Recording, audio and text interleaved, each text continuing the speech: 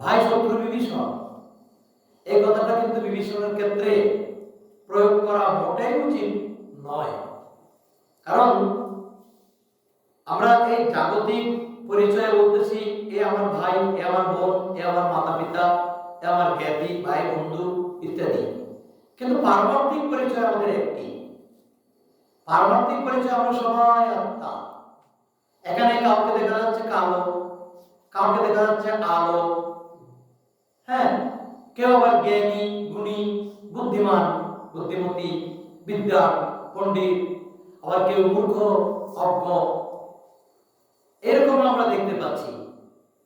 এটা যখন আমরা দেহ ধারণ করি তখনই আমাদের এইরকম অবস্থা হয়। কিন্তু যখন আমাদের দেহ ছেড়ে দেহ থেকে আত্মাটাকে পৃথক করতে পারি, আত্মাটা যখন মুক্ত হয় তখন সব আত্মার একই স্বরূপ। কোন আত্মা বড় নেই, কোন আত্মা ছোট নেই, কোন আত্মা মূর্খ নেই, কোন আত্মা বিদ্বান নেই। তিনটি শক্তি, তিনটি লক্ষণ আত্মার মধ্যে, তিনটি ধর্ম। সেই তিনটি ধর্ম কি কি?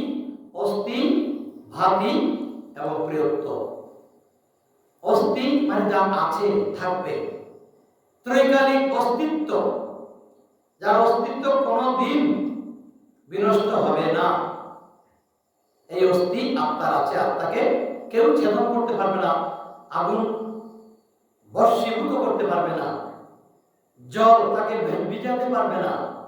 সুতরাং অচ্ছেদ্য, অক্লেদ্য, অধার্য, এই হলো আত্মার গুণ, আত্মার স্বরূপ, আত্মার লক্ষণ। তো এই জন্য আত্মাটি চিরকাল অস্তিত্ববান থাকে, তার অস্তিত্ব কোনো সময় নষ্ট হবার কোনো সম্ভাবনা নেই। তারপর আছে কি? ভাতি। আমরা জগতে কোনো বস্তু খুঁজতে গেলে প্রদীপ জ্বালি, যদি অন্ধকার থাকে। দিনের বেলাতেও অন্ধকার থাকতে পারে, আমাদের গৃহের অভ্যন্তরে আধার থাকতে পারে, তো দিনের বেলাতেও আমাদের প্রদীপ জ্বালাতে হতে পারে। তো সেই জন্য আমরা আলো জ্বালাই, প্রদীপ জ্বালাই। আমাদের এই জগৎ থেকে কোনো কিছু বের করতে আলোক জ্বালিয়ে তাকে দেখতে হয়, তাকে প্রকাশিত করতে হয়। কিন্তু আত্মা কোনো আলোক জ্বালাতে হয় না, আত্মার নিজস্ব আলো আছে। সূর্যের যেমন নিজস্ব আলো আছে, সূর্যকে দেখতেও সূর্যের আলোই দরকার, জগৎকে দেখতেও সূর্যের আলোই দরকার। সূর্য দুইজনকে আলোকিত করে, পৃথিবীকে আর নিজেকে। সেই প্রকার আত্মাও, আত্মাকে দেখতে হলেও আত্মারই আলো প্রয়োজন, কারণ এই আলো তার সঙ্গে আছে। এই জন্য বলা হয়েছে ভাতি। ভাতি মানে হলো আলো এবং প্রিয়ত্ব। আত্মাটি যার মধ্যে থাকে সেই বস্তুটি প্রিয় হয়। মাতার মধ্যে থাকলে মাতা প্রিয় হয়, পিতার মধ্যে থাকলে পিতা প্রিয় হয়, পত্নীর মধ্যে থাকলে পত্নী প্রিয় হয়, পতির মধ্যে থাকলে পতি প্রিয় হয়, ভাইয়ের মধ্যে থাকলে ভাই প্রিয় হয়, বোনের মধ্যে থাকলে বোন প্রিয় হয়। এভাবে জগতে যার প্রতি আত্মাটি থাকে, তাহলে সেই আত্মা থাকার কারণে ওই দেহটি প্রিয় হয়। মূলত দেহকে আমরা কেউ ভালোবাসি না, দেহটা ব্যবহার করি। দেহটুকু আমরা কেউ ভালোবাসি না। কারণ কি? দেহ ভালো না বাসার কারণ আছে। দেহকে ভালো না বাসার কারণ হলো দেহটি পতনশীল, পরিবর্তনশীল। দেহটি পরিবর্তন হয়।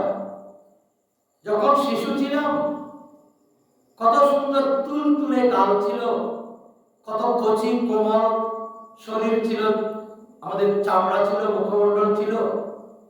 বিদ্যাসাগরের বাল্য শিক্ষায় লিখিত ভাষায় বলতে হয় শিশুর মুখ অতুল সুখ। শিশুর মুখ দর্শন করলেই অতুল সুখ জাগে। অতুল মানে কি? যে সুখের তুলনা নাই, অতুল, তুল করা যায় না। তো শিশুর মুখ অতুল সুখ, আমাদের দেখে ওইরকম সুখ হতো মানুষের।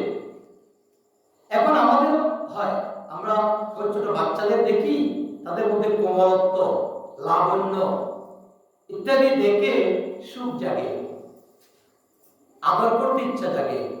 আমাদেরও সেই অবস্থা ছিল, কিন্তু সেই অবস্থা থেকে আমরা অনেক দূরে সরে এসেছি। আমাদের দেহের পরিবর্তন হয়েছে অনেক। আমাদের জীবন পরিক্রমায় জীবন মৃত্যুর নিকটতর হচ্ছি আমরা।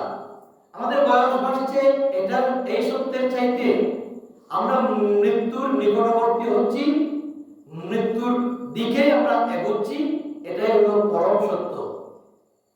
আমরা বয়সে অনেক বৃদ্ধ হয়েছি এবং আমাদেরকে সবাই সম্মান করা উচিত, সবাই শ্রদ্ধা করা উচিত, সমীহ করা উচিত, এটা আমরা দাবি করি।